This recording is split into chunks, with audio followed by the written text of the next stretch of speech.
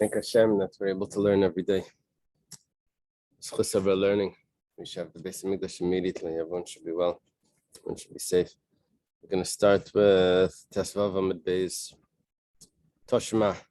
It's a third of the way down. We've been discussing if Beis Shammai actually practiced their teachings for themselves, although the halacha established was Beis Hillel.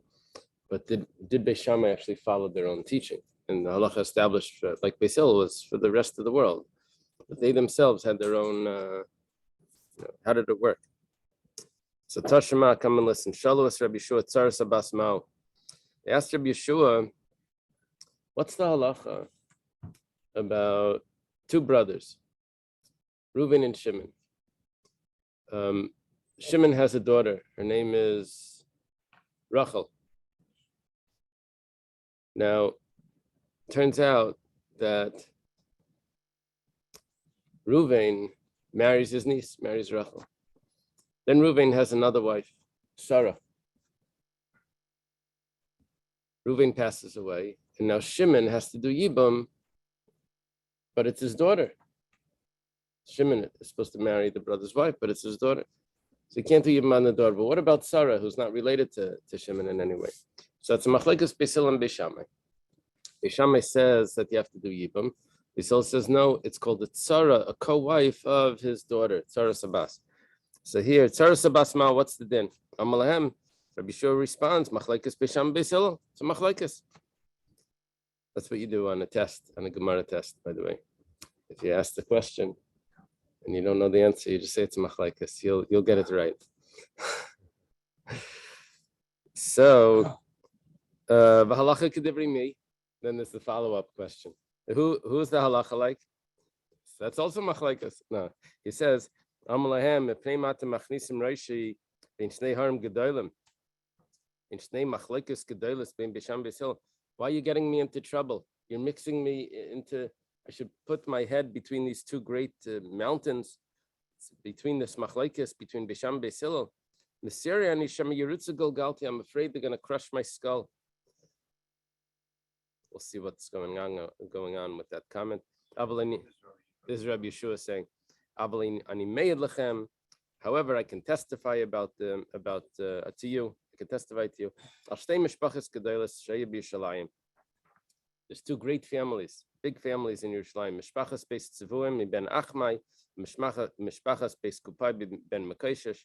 This family, Tzivuim, and the family of Kupai, both of those families Shehed b'nei Tzaris.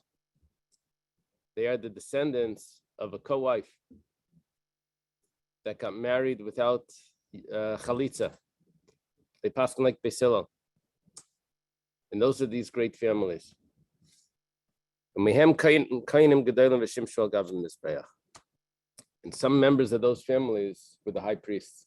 They served on the altar, and it was acceptable, even by Beis Shammai. So now we're going back to discuss why we're quoting this story, because we wanted to say what Beis Shammai practiced. If we say Beis Shammai practiced that they would allow Yibam to be performed on the co-wife, Shimon could marry Sarah. So Hainu Dekamar, now we understand why Rabbi Yeshua says, Messiariani, I'm afraid if I'm going to say that the halacha is not like that. Shimon was not allowed to marry Sarah. And Shimon married his sister-in-law, Sarah, not according to halacha. That would be considered, it's like, I don't know, in English, if that's called incest, but it's a sister-in-law, but maybe it's just a mother. And sister-in-law? Yeah, that would just, no, it wouldn't be, that's just a close family, that's just a sister or a mother or something. Not in legal terms. But in the Torah terms, he married his sister-in-law, according to Beis Hillel, against the Torah. Sometimes that's permissible if it's a case of Yibam, a levirate marriage, but in this case it's not, because his daughter was a co-wife. He can't do it. So if Beis Shammai actually allowed them to get married, now we understand why Rabbi Shua was concerned for his life. If he would paskin like Beis Hillel, then all of those families that had already married according to Beis Shammai would be considered mamzerim, and they were going to go get him. Messiariani. Now he says, the Gemara says, 1 second. Nehinami dasu, still not a reason for Rabbi Shua to be afraid. We're on 15b, heading towards the end of the pitch. My Messiariani. Why is he afraid? Rabbi Shua holds that a mamzer doesn't come from a sister-in-law. It only comes from the very close relatives of a sister or a mother. It has to be capital punishment, not the punishment of excision. There's like rings of relatives, a little more distant, and each one has its own grade of how severe the punishment is, right? So, what's he afraid about? Rabbi Shua holds that it's not a mamzer anyway, according to his view. He has an interesting view. So the Gemara says, "Nihinami the mamzer leihavi, but pagam yahavi." I understand that they're not a mamzer, according to Rabbi Shua, but they should still be pagam. Pagam means blemished. What does blemished mean? That they can't marry a Kohen. Mikal v'chaymer me'almana. He proves it. There's a kal v'chaymer from a widow. What happens by a widow? The widow is allowed to marry a Kohen, but she's not allowed to marry a Kohen gadol. Ma almana she'eni siranaig bakol. When it comes to a widow, she is not prohibited across the board to everyone.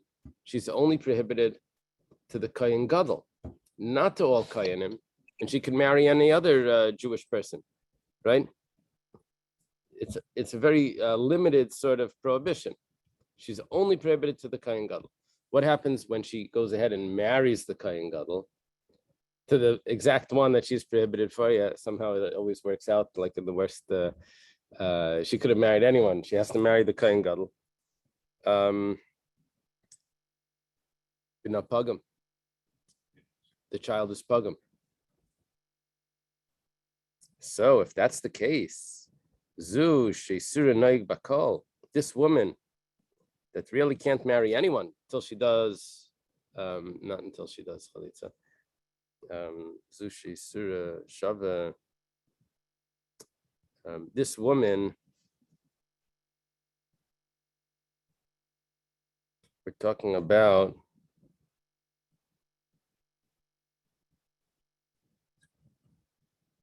the tzara.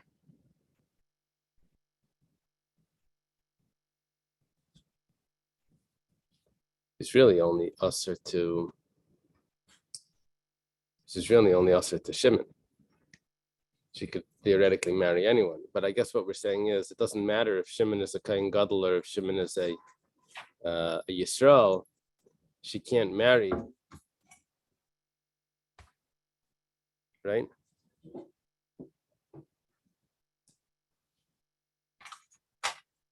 She can't marry him because she's the sister-in-law.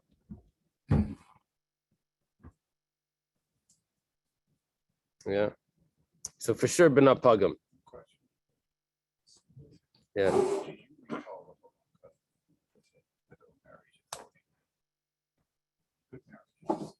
She's subsequently disqualified from percentage.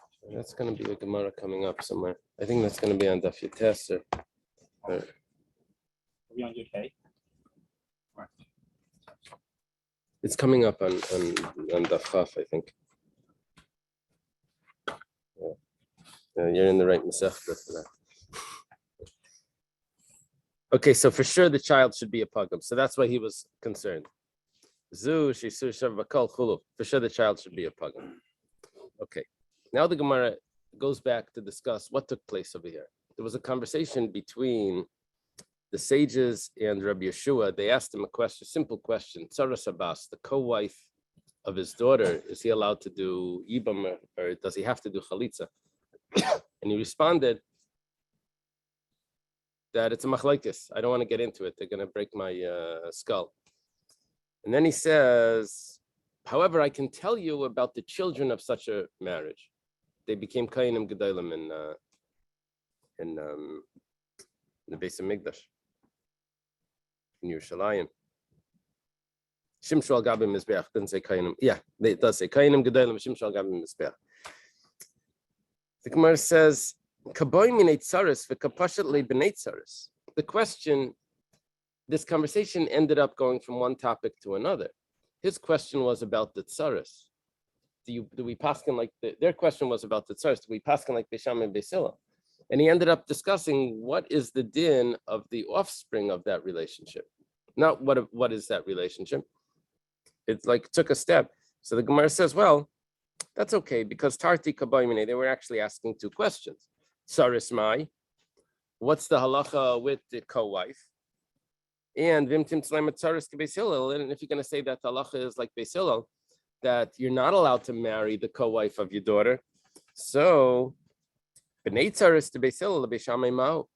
What happens if we actually paskin like Beis Hillel? The woman does not marry Shimon. Sarah does not marry Shimon. It's not allowed. Who does she marry? She marries some other guy, Avram, not related. It's not. She doesn't do Yibam. She doesn't do Chalitza. She marries someone else. What would Beis Shammai say about that marriage? The Beis Shammai Mahu. The Gemara says it's a very theoretical question. Lamai nafkamino. What's the difference to us? What Beis Shammai would say about something that's not even the halacha? What are you getting from that? So the Gemara says, it actually is going to teach us another halacha. Because what's going on over there is that there's a prohibition of a negative, there's a violation of a negative prohibition. Sarah is marrying Avram without chalitza, according to Beis Shammai. Pasuk says she should not marry someone else. She has to do chalitza. Beis Shammai holds that she needs to do chalitza. She didn't. Whatever the halacha is with that marriage and the children, that's going to tell us something that is relevant. Because you're asking what Beis Shammai would say. What's the difference? What Beis Shammai would say? It's not the halacha. We're asking like Beis Hillel. So we're saying no, because whatever Beis Shammai would say there, that's going to teach us regarding a halacha in our own circle, which is if a person divorces his wife, she ends up marrying another man. She gets divorced from that man and wants to go back to her first husband. She can't do that. She's not allowed to do that. It's a negative prohibition. So what would be the din with those children? So that is the exact same status as would they be mamzerim? That's that same question is gets answered by the question of what would Beis Shammai hold by the according to Beis Hillel's psak. Okay, so goes. Is specifically someone born from an adulterous relationship? No. Yeah. Would it be adultery? There's grades of this, and the question there's machlekes on every level. Right. So like Rabbi Yeshua held, it's only considered a mamzer if the relationship was chayve mises, capital punishment. Most of the sages held that it's also considered mamzer from chayve krisis, the punishment of excision.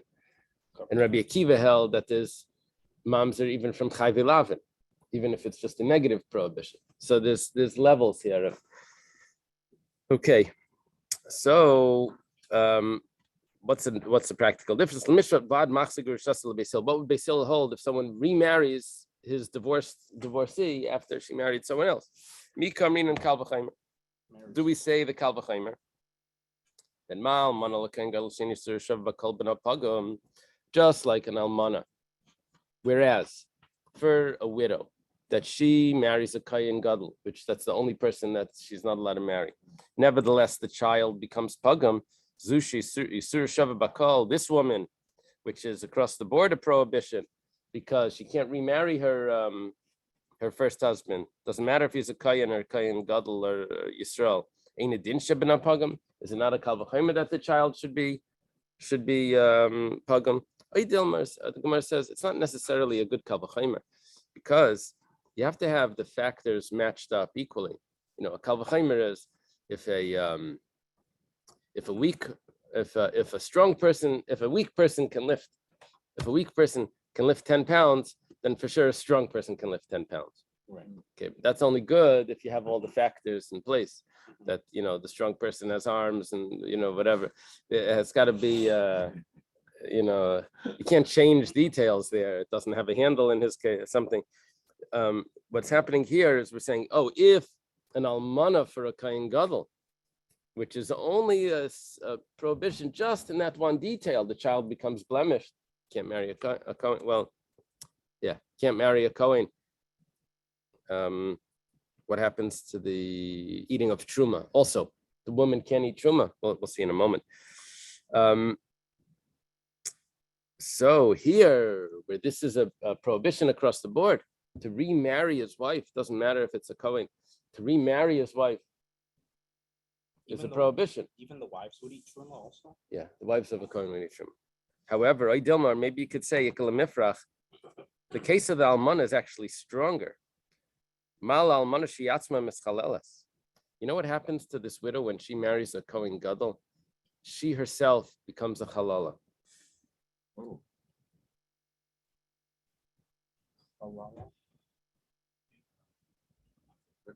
She cannot eat truma anymore. Oh. She used to be a widow. Right. Let's say her father was a kohen. She would eat truma if the husband passes away with it and she doesn't have children. She goes back to her parents' house. She eats truma, but not if she becomes blemished. If she becomes blemished, then she doesn't. If she becomes a halal, she doesn't eat truma.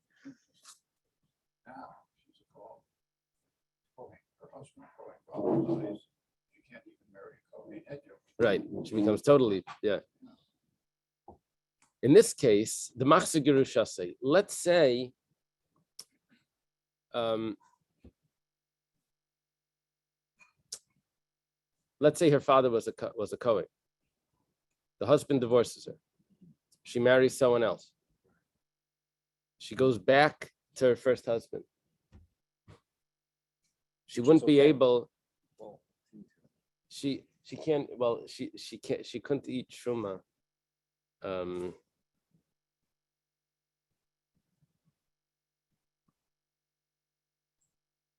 long as her first husband. 1 second.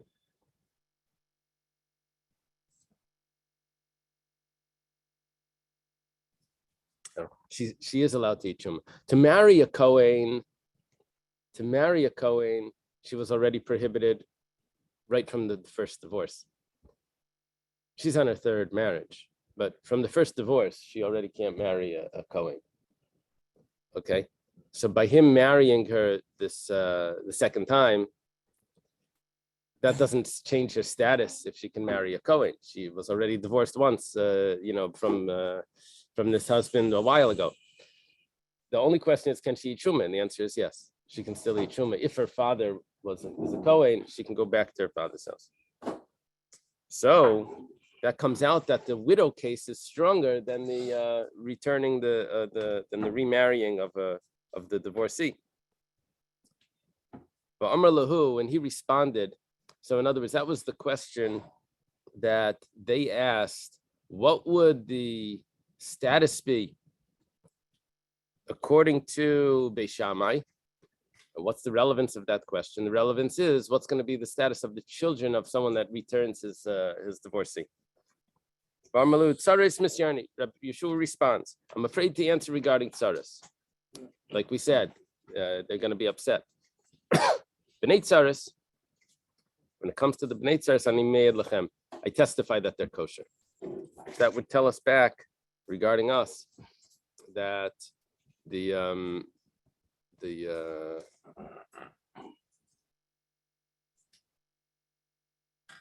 someone that remarries his ex-wife after she's been married before, the children would not be pagam l'kahuna. Okay, Tashema. We have a story here. We're in the next. Yeah, we're on the next page. Yeah, Talmudic story. So, B'meir Reb Dosi ben Hurkin asut tzaras sabas lachen. During the days of Reb Daisa ben Hyrcanus, the Tzaras Abbas, the co-wife of a daughter, became permissible to the brothers. Who holds that? Beishamai. Beishamai holds that the tzara is permissible. You hear? The halacha went like Beishamai. Shmamina also Shmamina, obviously Beishamai followed their view. And somehow during this time, that became the accepted view. Gufa. Gemara goes back to explain this.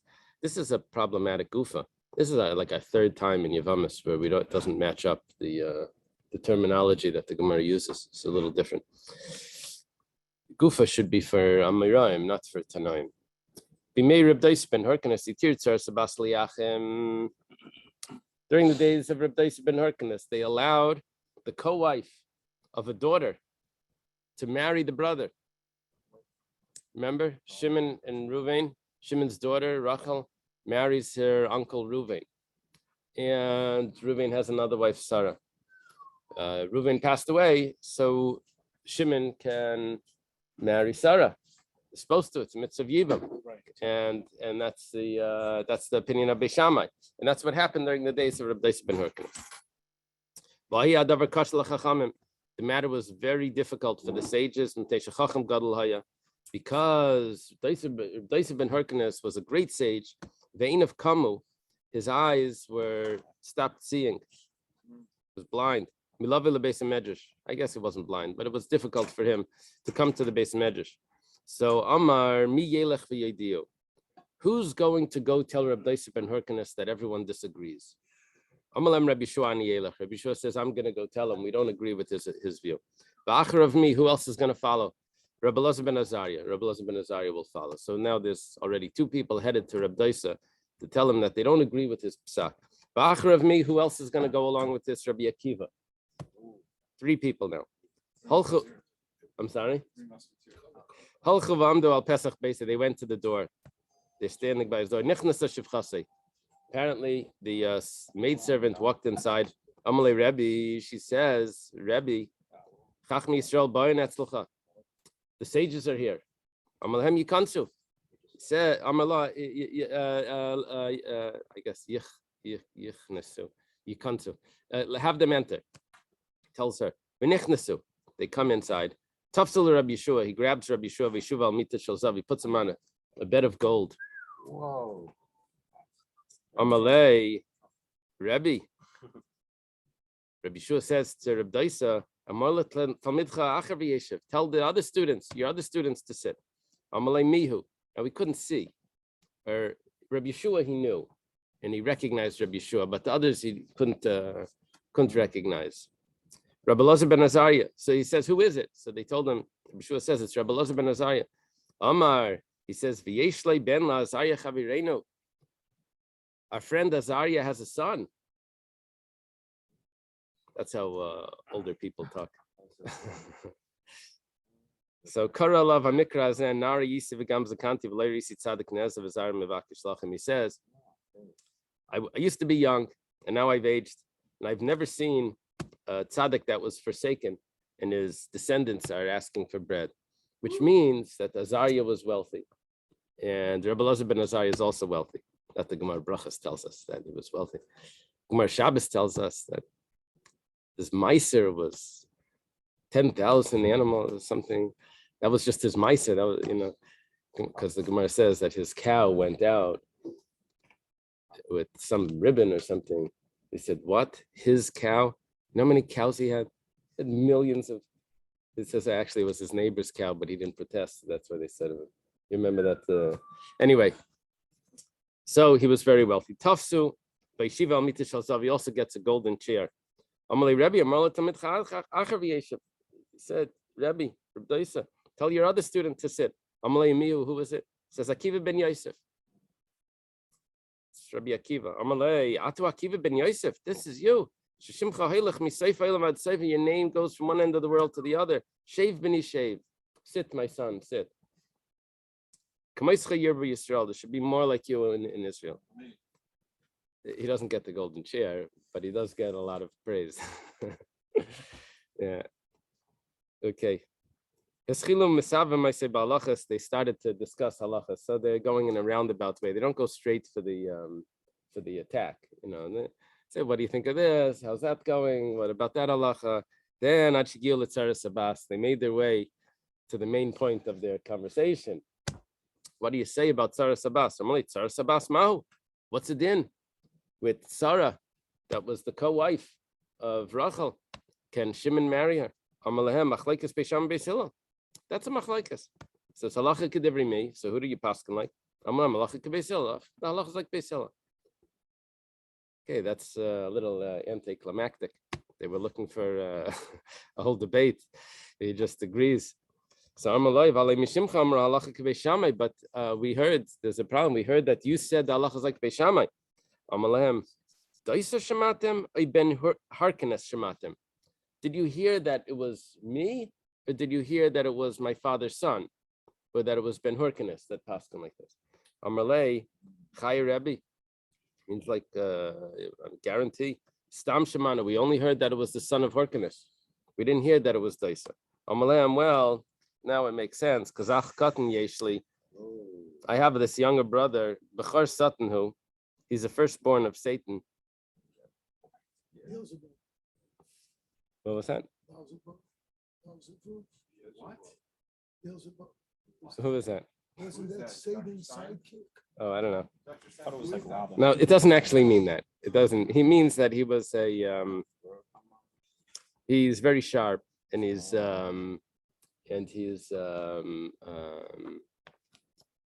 doesn't back down. The Tosfos Yishanim has a better shot than this, I think. He says that he came from the city of Kur Satan. Bikur Satan. He lived in that city. Bikur Satan, not Bechar, not a firstborn. Bikur Satan. Yesh liach Bikur Satan. You see that on the Tosfos Yishanim. Okay. So Yonason Shmai. His name is Yonason. Who me tell me the Shammai? Yeah, he went to the other school. He went across the street. And I went to the Hillel school. He went to the Shammai school. So, but I got to warn you, that he shouldn't attack you with halachas. He has 300 responses to explain why Tzara Sabas is mutter. Give up. Stop while you're ahead. However, with all of his logic and sharpness, I can testify that on this stone, Yoshav Chagei Anavi sat. Apparently, he had taken this stone that Chagei sat on, and Va'amar Shalosh Dvarim, and he taught 3 halachas. What are the halachas that Chagei taught? Tzara Sabas Asura, that the co-wife of a daughter is Asur. And Ammon Mayav Master and Maiserani B'Shvius, that you have to take Maiserani in the lands of Ammon and Mayav on the Shemitah year, which means that it's not considered Israel. Israel and Shemitah, there's no Maiser. Ammon and Mayav is not considered Israel. Those territories that are on the to the west, to the east. Thank you. Southeast. Mekablan Gerim in a Karduyim in a Talmudim, and you're also allowed to accept converts from Karduyim in Talmudim. Okay, those are the 3 halachas. One of them was what's relevant for us, but because it was a comment from Chagai, so he said all 3. Tana, it was taught Kashenichnasu when the 3 sages came in, Rabbi Yeshua, Rabbi Elazar ben Azariah, and Rabbi Akiva, they nichnasu b'Pesach. They came through one door. When they left, they left through 3 doors. What's the pshat that they left through 3 doors? Maybe they were going to look for the brother, Yonason. They went to search for him. Pagaboy Rabbi Akiva. Rabbi Akiva meets up with him. Actually, he asked him the question. And he stood him up. He stopped him. Amalei Atu Akiva. You're Akiva Shishim Chaylach Misayf Elam Vad Sayfai. Your name goes from one end of the world to the other. You're lucky that you have such a good name, and you're not even a shepherd. cattle. Amalei Rabbi Kiva afilu ra'it zayin. I'm not even a shepherd for sheep. Yeah, that's a good way to get rid of an insult. I'm much worse than that. Say, little do you know. Wow. Okay, so Amana Mayav Ma'asin Ma'asirani B'Shvius. We go back to discuss one of the statements that Reb Doisef ben Hyrcanus said. He testified in the name of Chagai Anavi, that Amana Mayav, you take Ma'aser on the Shemitah. Your Damar Mar, the master taught Habri Krachim Kav Shoyle Mitzrayim. There were many cities that when the people came in from Egypt, after 40 years in the desert, they come into to Israel, they conquered them. But when they came back after the destruction of the first temple, they went to exile and they come back. They didn't conquer all of those villages. That first conquering was only temporary. It didn't continue. So it was not sanctified, because when they left, Kedusha went off. And if they didn't conquer it again, they left it as a non-Jewish city. Towns and cities that they conquered first when they went to Eretz Yisrael, they were recaptured. They had to be recaptured. Yeah. And they actually left them. You know why? There was a benefit to that. Because if the non-Jew owned that land, then in Shemitah, you're allowed to buy produce from them. It's allowed to be worked and all of that. So there was a benefit to that. The next comment, the next halacha that Chagai taught was that you can accept converts from these nations. Eini, is that really so? We said that you're not allowed to accept converts from them. What's the issue of accepting converts? There was a concern that maybe Jewish women were captured or moved into that area, and the children were born from a relationship with a non-Jewish man with a Jewish woman. And according to one opinion, a father, a non-Jew, with the mother Jewish, the children are mamzerim. Oh. Children are Jewish, but they're mamzerim. It's better for them to be not Jewish, because then they can convert, and then they're perfect. The convert that converts is perfect. We don't pass them like that. But that's why, in a way, it's better to be a convert. You have no problem of the lineage. My family is this or that. No. You started from scratch. There's no problem. There's no background issues. So, but here, Tani Rami Bar Yecheskel, no. These people have a background issue that could be they're really Jewish, which is worse. They have that problematic lineage. Do we know where these places are? One of them was, at least I looked in that. I was surprised. I looked in the Korah in Gemara this morning. There was a queen. When I taught history, so there was a queen, Zenobia. You ever heard that name? Queen Zenobia? Yeah. That she taught against. Yeah, she fought against the Romans. She ended up getting captured. But anyway, it turns out that this was her territory. Her husband, I didn't know any of. I didn't connect anything when I taught this in history. Her husband was Papa Bar something, and he was the king of this area, and he was the one that actually captured Nardoi when Nardoi was destroyed and the yeshiva had to move to Pumbedisa. But the emperor Aurelian, I think, conquered that area, made it Roman. This was like Persian thing. Anyway, okay, so Rami Bar Yecheskel taught that you're not allowed to accept Gerim. Chagai says you are. Amar Avashi Kartiyum Itmar. Yeah, it's a different place. You're mixing up. It's like sounds the same. Kadamri Inshi Kartuyim Psulim. As people say, the Kartuyim are puzzle. Ikadamri, there are those that say Tanu Rabbi Cheskel ein makabel gein mina Kartuyim. That's what he actually said. My love, Hainu Kartuyim, Hainu Karduyim. It's the same thing. Amarav Ashi Lai Kartuyu Lachad v'Karduyu Lachad. Those are different places. Okay. We previously learned something similar with another name, where they had the same machlokas. We thought it was the people. We said no, it's the name of the place. You remember? No. But we did learn. No. Kadamri Yinchi Kartuyu Psili.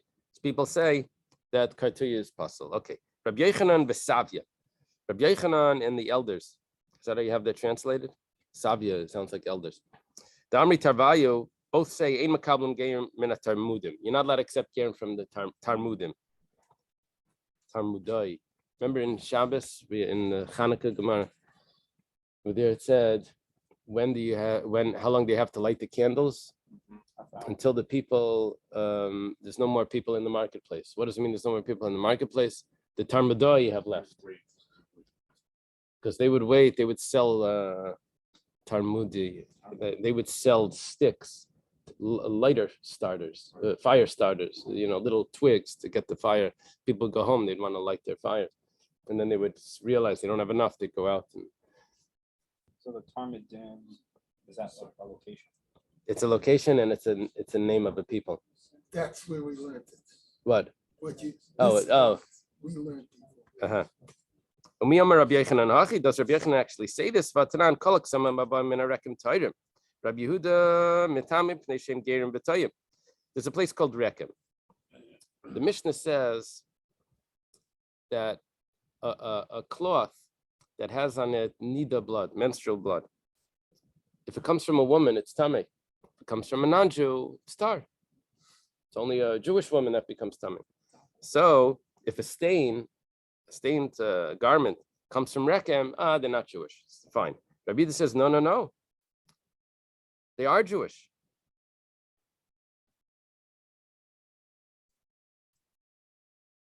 Shem Gerim, V'Toyim. What happened was they converted back, but we still consider them Jewish. And we say that it's tummy. Yeah, in Gittin we had that. Yeah. So but it comes from a non-Jewish area, then it's tar. We have a question. We have the Brisa says that if it comes from the area of non-Jews, even if it comes from Talmud, that means Talmud is totally not Jewish. So what are you telling me, that you can't accept converts from Talmud? Of course you can. They're not Jewish. You can accept converts from non-Jews. You can't accept converts from Jews because they have a problem of mamzerim. You can't just say, oh, why don't you just convert, and then the mamzer goes off. It doesn't go off.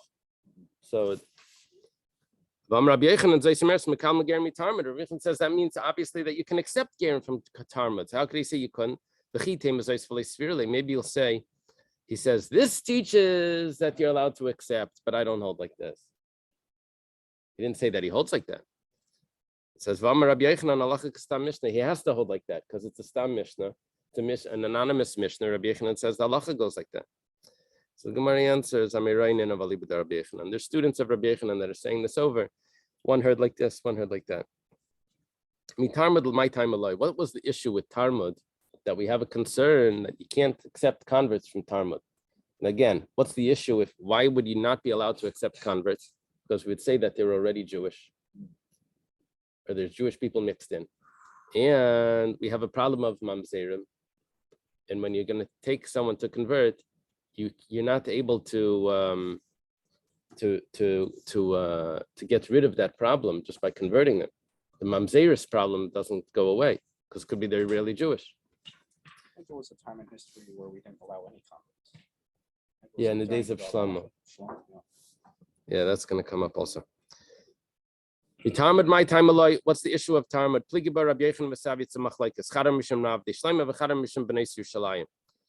no difference. No practical difference, but there's a historical difference.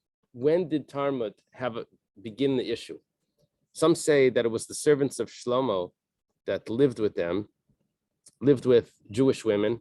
They lived in Talmud, and the problem is a non-Jewish servant that lives with a Jewish girl creates mamzerim, according to this opinion. And the other opinion says that no, it was the Bnei Yerushalayim. It was after the destruction of the Second Temple that the non-Jews took Jewish girls, lived with them, and they lived in that area. And that's the problem, that there's Jewish people mixed in, and that creates the mamzeris issue. Okay, we understand. It works out well. If it's a Bishleima means it is good. It works out well. If it's the servants of Shleima, yeah, don't get confused. Those are two separate words.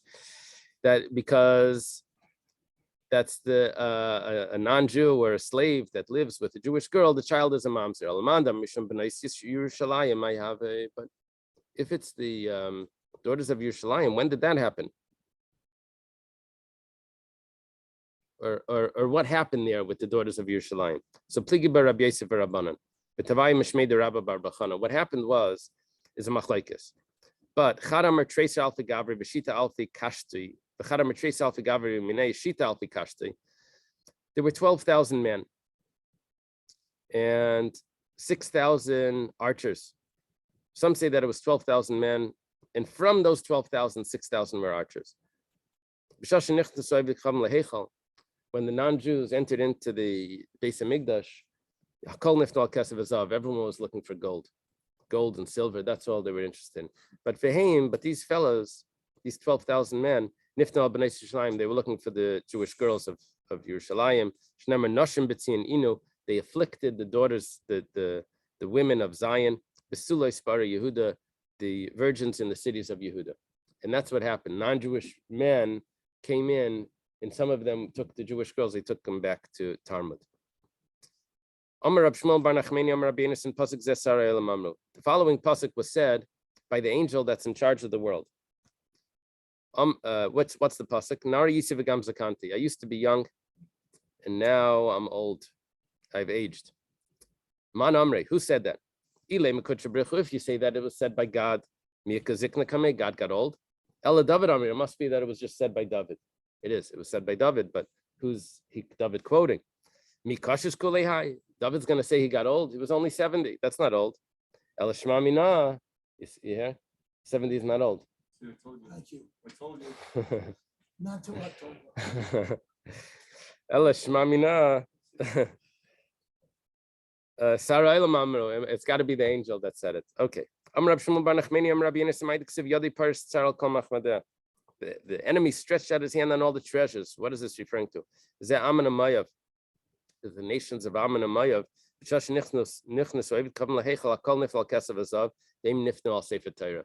They went to look for the treasure for the Sefer Torah. They wanted to destroy the Torah. Everyone else was looking for gold and silver. They said the book that says that you can't accept converts from Ammon and Moav. No, you can't accept converts. That converts from Ammon and Moav are not allowed to marry into the congregation. Let's destroy that. That's what they wanted to destroy. Tziva Hashem liYaakov svivav tzarav. Hashem commanded to Yaakov the enemies around him. Amarav kain humniya lepum. That's referring to Humniya, the way they afflict Pum Nahara, which was a Jewish city. Rav Yudah says in the name of Ravasi, if a non-Jewish person takes a Jewish girl and gives her a wedding ring, to be concerned that maybe he's really Jewish, maybe he's from the 10 tribes, you have to say that it's a good marriage. The Gemara says, what? We're a minority. They're the majority. We're not even 1%. You're going to say that maybe that guy comes from the 0.01%? So, right, 10. So it says, we're talking about that it's coming from, he's in the place where the actual 10 tribes settled. Rababa Barkana, Vayinochem Bechalach Becheber Nar Goizen, Barimada Chelach Zechilazan Vechiber Zechadayev Nar Goizen Zeginzak, Barimada Zechemdan Vechavriseh, Ramlinar Niar Vechavriseh. It's Niar and the surrounding cities. We're just giving names of cities where the 10 tribes settled. What are the Chavriseh? Chavriseh Man, what are the surrounding cities? Amr Shmuel Krach Moishche Chidki Vedumkaya. I don't know where they are, so I'm just reading it. Amr Rabbi Yechanan V'kulam Lifsal. And you know why the pasuk is telling me all of these? It's coming to tell me that if a man from one of these cities marries a Jewish girl, you have to be concerned because they're mamzerim. Why are they mamzerim? According to the opinion that a non-Jew that lives with a Jewish girl and has a child, that the child is a mamzer. So that's what happened, because these people were taken captive to those non-Jewish cities. The non-Jewish men there married the Jewish girls, and the children are mamzerim. These people are just because they're in the place. I We don't really know what happened to that. Right, but we said because it was mixed in, it was nitmu. It has to be, there's the concern. Oh, you're saying because the suffix mamzer is mutter. Oh, So it must be rabbinic, this. yeah, I The guess so. commentary in English says it's not that the initial generation was mamzer. Oh, so 1 second, you're going to drop ahead. Give me 1 second. That's a, I'm Rabbi Yechon. Kemrisa Kami the Shmuel. this is according to Rabbi Yechon. Okay, go ahead. Tell me. It says, in his view, the children of such marriages are not mamzerim but regular Jews. However, they engage in incestuous relationships, causing their descendants to be mamzerim. So it's not the initial. Oh, So it wasn't a machlokes on the initial marriage. It was the fact that given that situation, subsequent marriages might have caused mamzerim. Okay. It's interesting.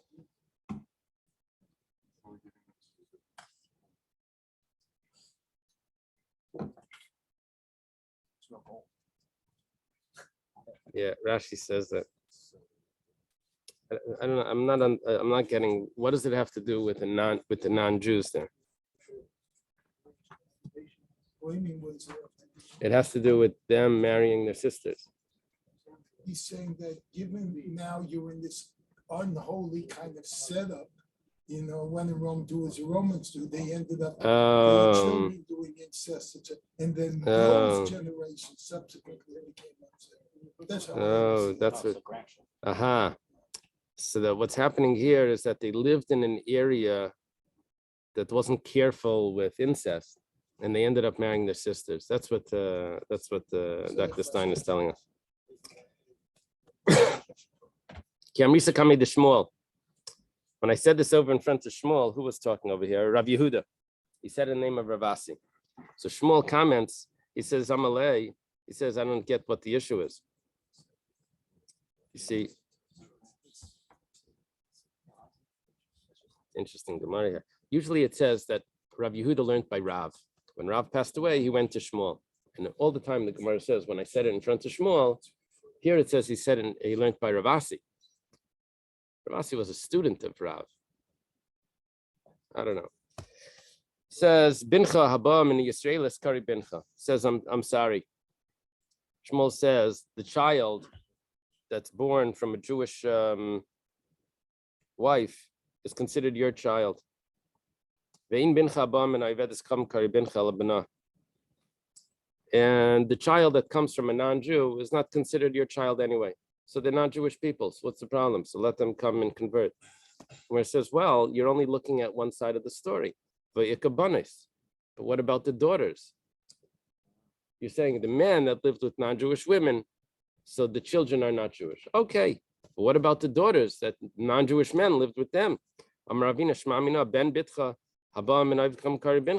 Ravina says that your grandson that comes from your daughter is considered your son, even if the daughter lived with a non-Jewish man. Gemara says, well, we have a tradition, Gemiri de Binta da Hudara Itzteruya Yitzteru. The daughters of that generation were all barren. There were no Jewish children. That's what Shmuel says.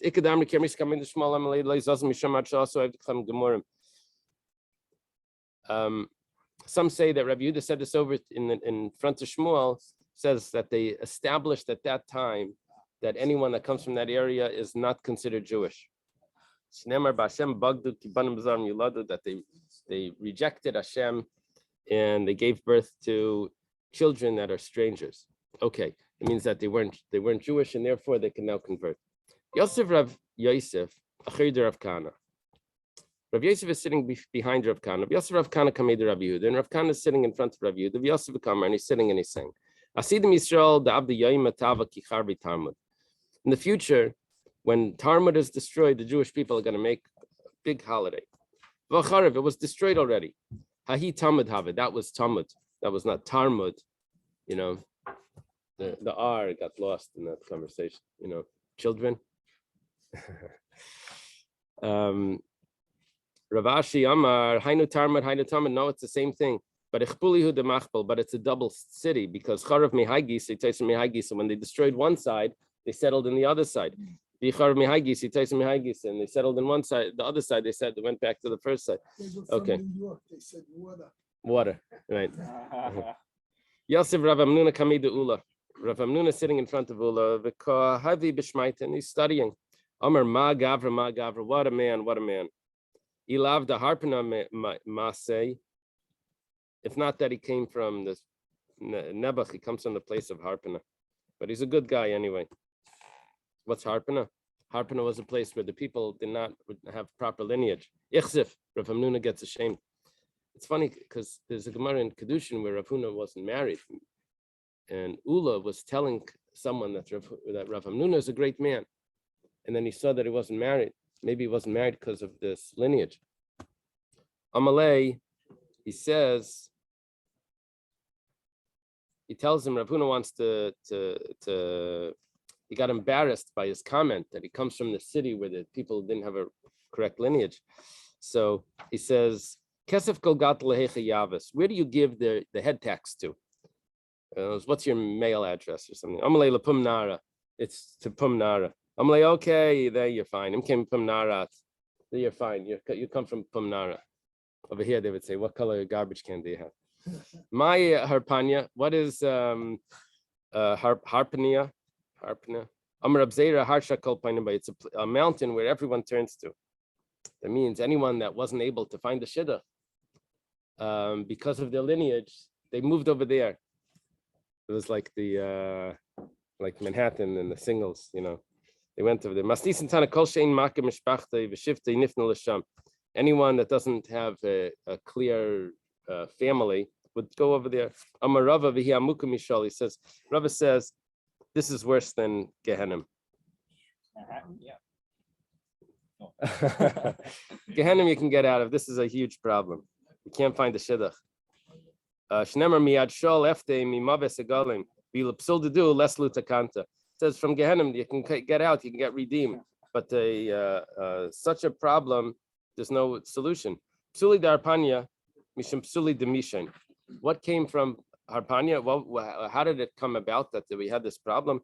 Because from Mishan. So the Mishan Psuli Demardat. It's because they were mixed with the people of Talmud. Talmud Mishan Abdi Shleima. And that came from, like we said before, because of the servants of Shleima. This is what people said, Kaba Rabba V'Kabazuta. Whether a big measure, whether a small measure, Megander. Megander va'azal l'shol, it ends up rolling into Gehenna. Mishol Tarmud, from Shol it ends up in Tarmud. Tarmud l'Meshan, from Tarmud it ends up in Meshan. Meshan laHarpanya, Meshan it ends up in Harpanya. This is like Mark Twain talking about Manchester. Maybe you said something like he wants to pass away in Manchester because the transition between this world and Gehenna, he thinks will be a little easier from. Anyway, that's the way the Gemara is describing this. Okay. Have a good day, everyone. I haven't been time